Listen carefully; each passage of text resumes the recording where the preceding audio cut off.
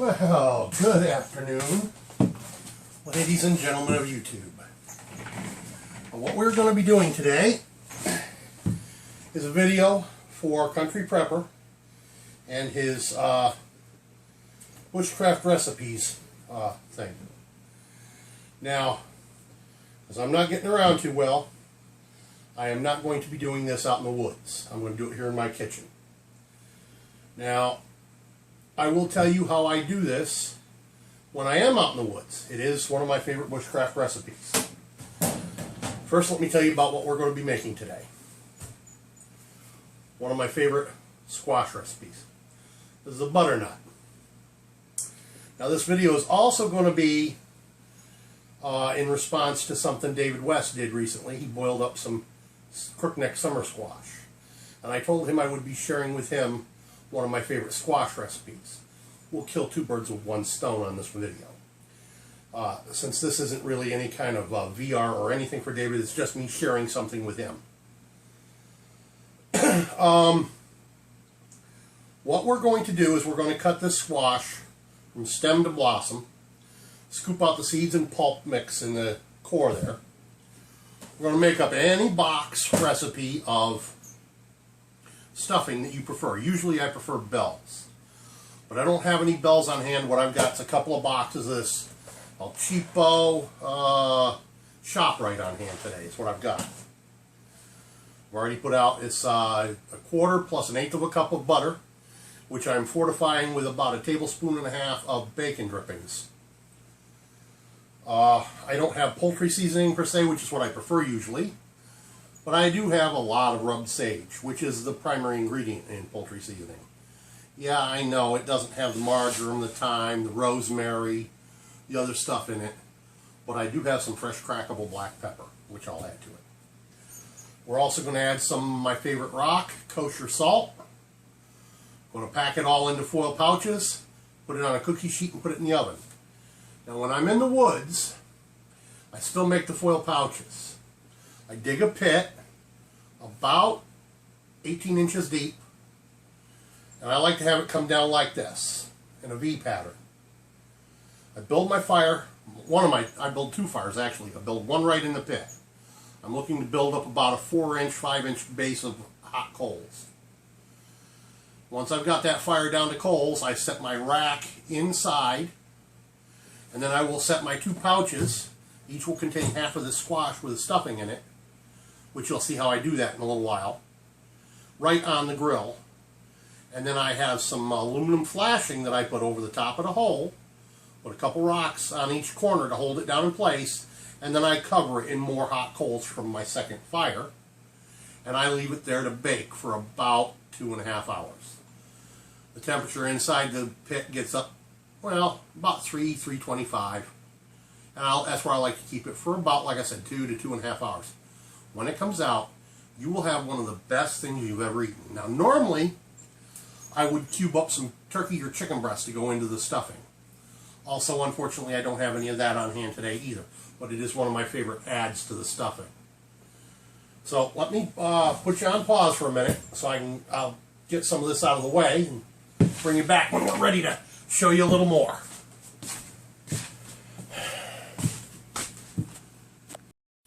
Okay, now I've put my fat into the pan, and I got my water fresh hot out of the microwave. Just make sure we get all the fat out of my measuring cup thing here. Don't want to waste any. Now, since I don't have, God, that hurts. Since I don't have proper poultry seasoning, which also has a base component in it of usually a chicken flavor. Where did I put that dang spoon? Oh, bother. Well, grab this one. Since I don't have the poultry seasoning, which has a poultry base in it, and I don't have any meat to add to this, I'm going to add a little bit of this Orrington Farms broth base and seasoning, chicken flavor. That's pretty good stuff. We don't need a lot. 1 spoonful will do quite nicely. See, I also find that these cheap box mixes never have enough poultry seasoning in them. A little bit of dried minced onions. Don't let the container fool you. These are my home dried and minced. I just reused the container. I'm going to add a little onion because I like a little onion in my stuffing. And they never put any in these dry mixes. And like I said, they never put in enough poultry seasoning into the mix. So we're going to add some right in here. Now the whole point here is to get the stuffing off to a good start. Sage is one of the prime ingredients in poultry seasoning. This is going to blow your mind. Now I don't have the margarine, the thyme, the rosemary. They're just small components, but here's a component that's in, and you may not know it. Look it up online if you think I'm crazy. Nutmeg is in poultry seasoning. I prefer mine freshly grated, thank you. Matter of fact, I never go into the woods without a couple of nutmeg in my pocket. Bare minimum.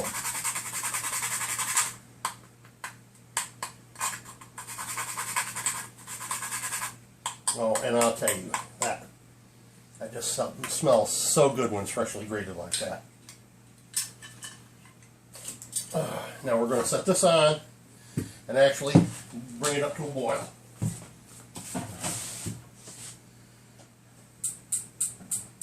Now the stove's a little messy because I don't normally cook on this stove.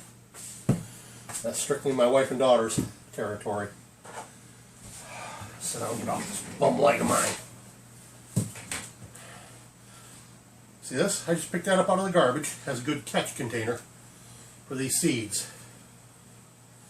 Now, I wasn't going to do this on camera, this part, but, you know, why not? Now, I've been making this recipe like this, camping, for, oh my God, too many years to even recall. I think I was probably about 5 or 6 the first time I did it. Now, I've improved on it since then. That first time, I just made up the stuffing mix and put it in the squash and called it good. And it was good, but like I say, I've improved upon it since then. Now, I'm only going to show you me doing half of it because I've already done the other half in advance. Now, oh, I didn't grab the salt. I'll get that in a minute. Now here comes the catch, the fun part. And the part where you need to be careful, children, and have parent supervision. We're going to take a sharp knife and we're going to score into the meat along the neck. The reason we're going to score into this meat like this, both vertically and horizontally, is to help the seasonings get into the flesh of the squish. Okay? Be careful not to cut through the skin, because that's going to be your serving dish when this comes out of the oven. You just serve it right in its own skin.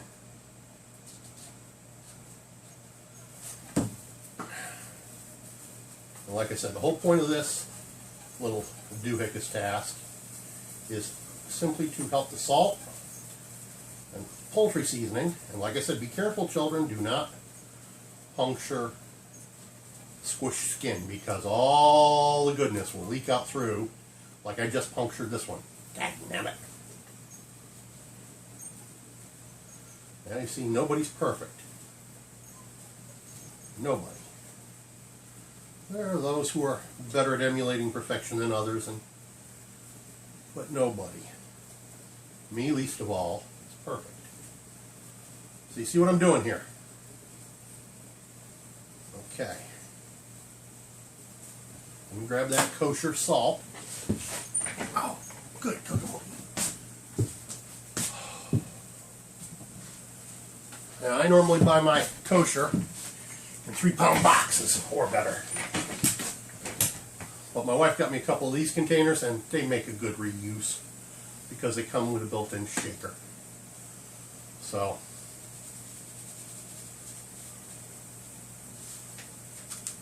Yeah, we'll just go ahead and salt it now, and then I'll cut it later. Not a lot, just some. Then we're going to grab our poultry.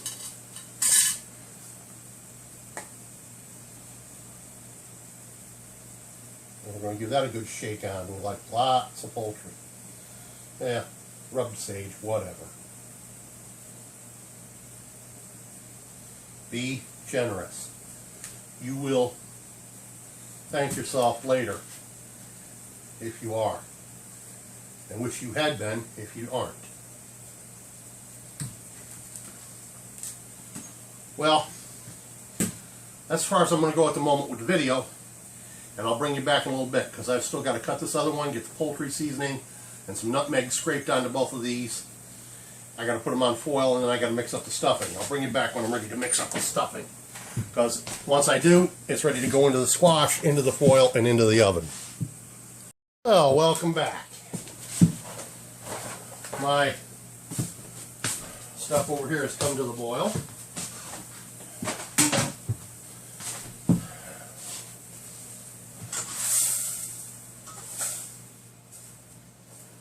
Give it a quick stir and a shut off. Now then.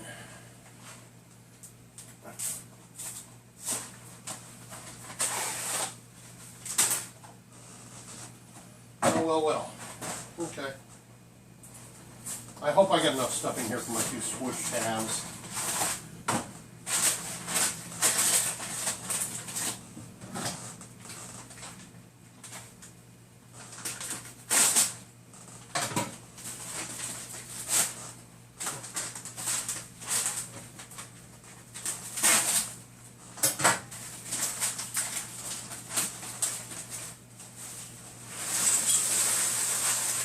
Yeah, these had almost no seasoning in them whatsoever, as I figured.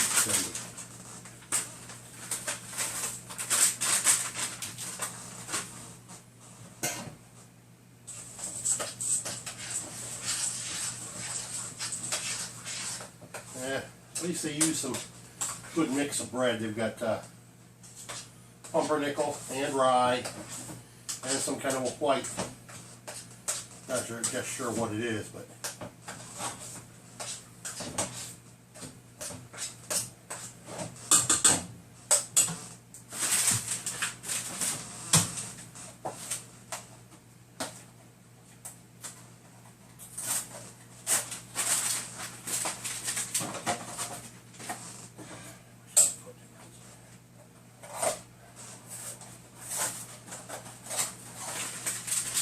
that's what happens when you get old.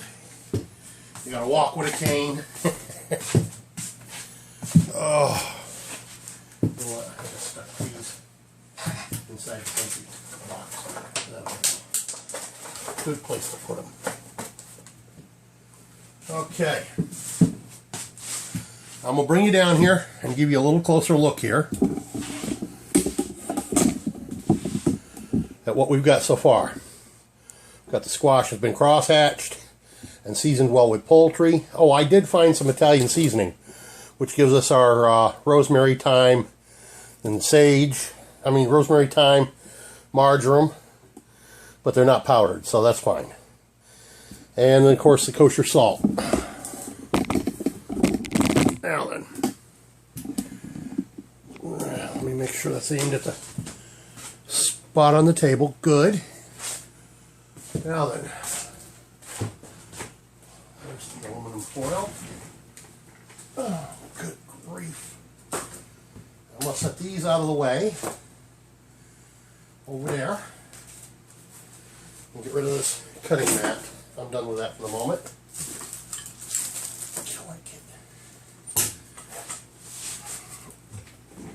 Oh. Now here's the trick, boys and girls. This aluminum foil is too narrow for the job. So we have to make up a piece. I think it's too narrow. Hang on. Let me bring one of those over here.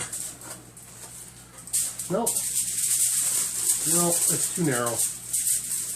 And it's too short that way, so I'm going to have to seam 2 pieces together to be able to do this right.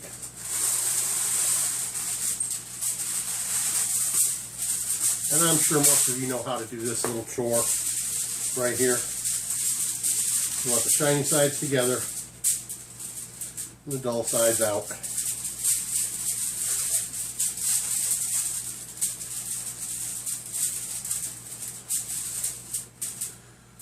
Now, one of the real keys and real tricks here is, once you put the squish, yes, I said squish, I've said it that way since I was a kid,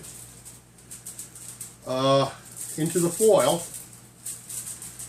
and you've sealed it all up except for one little spot on one end. And the reason you don't seal it all the way is because you want that one little spot to toss in a 1/4 cup of water, no more, just before you put them in the oven. That 1/4 cup of water is going to be your starter steam, so that the bottom of your squish don't burn on you. And if the skin, that's why we left the skin on, if the skin does char just a little bit, no loss. You're not going to eat the skin, it's just a serving dish. Like I said, I wish I had some turkey meat to put into this stuffing, but I don't.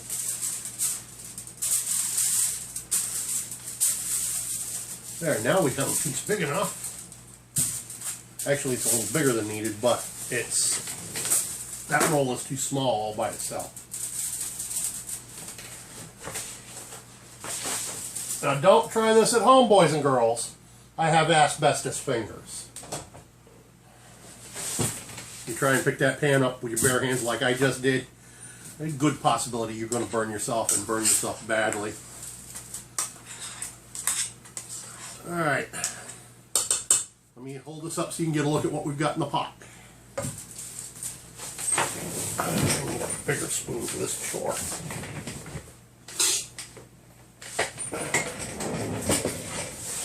Okay, move that over so you can actually see what I'm doing.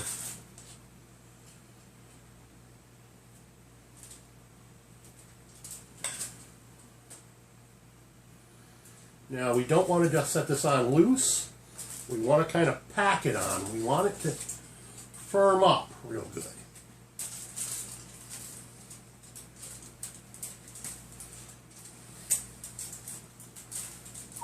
Ah. I know, I'm not wearing gloves and I just licked my hand. This is my dinner.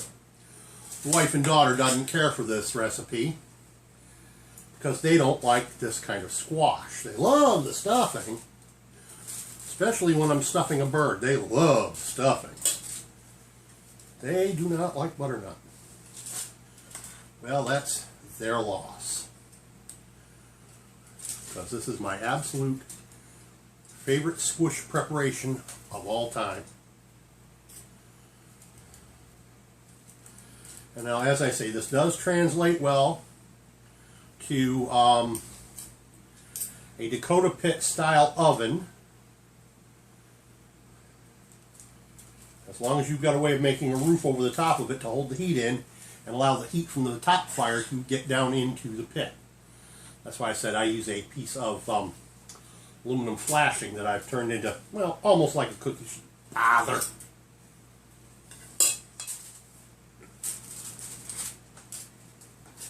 Get the smushers in here and do it right. There we go.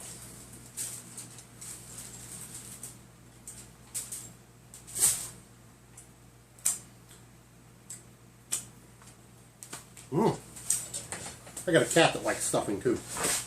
She'll come along and clean that up. If she don't in a half an hour or so, I'll pick it up myself. But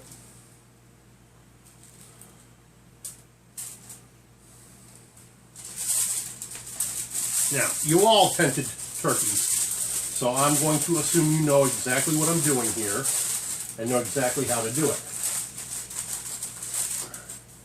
Well, like I say, this end we're going to leave a little bit of an opening as we close it up here.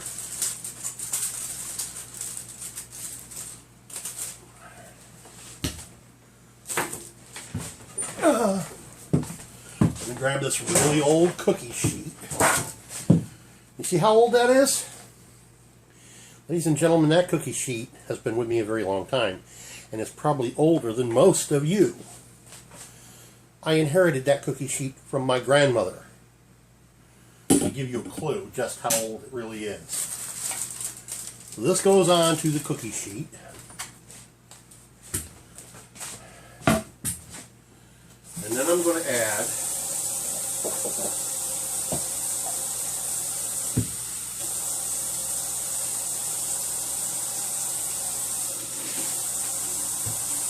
just a quarter cup of water into the foil pouch. No more. Then we'll close it up the rest of the way. And that's one of two ready to go in the oven. Now, as I say, if I were doing this out on my campfire, now I've showed you the shelving unit that I picked up along the road. It's in one of my videos. You can go back and look at it. It's stainless steel. And I said, I called it Future Fish Smoking Rig, I think I called it. Well, I saved a couple pieces for using for this purpose as well. So we're going to have our hole, coals going in the bottom, second fire making coals. Put the rack in, going to have it about 3 inches above the coals. Set this right in its foil, right onto the rack, and then have the sheet of metal from the flashing over the top, weighted down at the four corners, maybe along the edges as well, and then just shovel hot coals on top and just keep shoveling hot coals on top. And as they burn down, blow away the coal, blow away the ash, because ash is an excellent insulator. You don't want that. You want the hot coals producing heat and that heat transferring through the sheet metal into the pit. 2.5 hours. No peeking, and then bring it out of the oven. Your patience will be rewarded. So that's my entry. What do you think, CP? Peace out.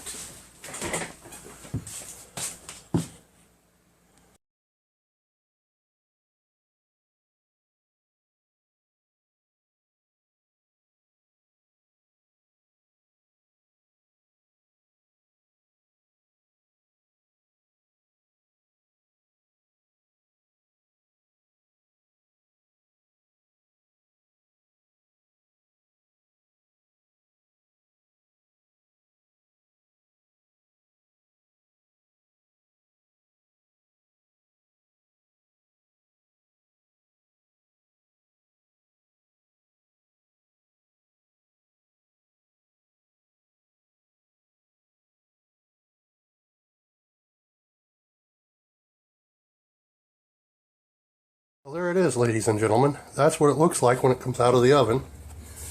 Now, this is actually the next day where I put this one in the fridge and I'm getting ready to nuke it.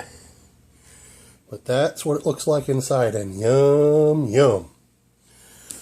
Well, give this a try. Like I said, it is a good bushcraft recipe, but I'm doing it in the kitchen just because I don't get around so good right now.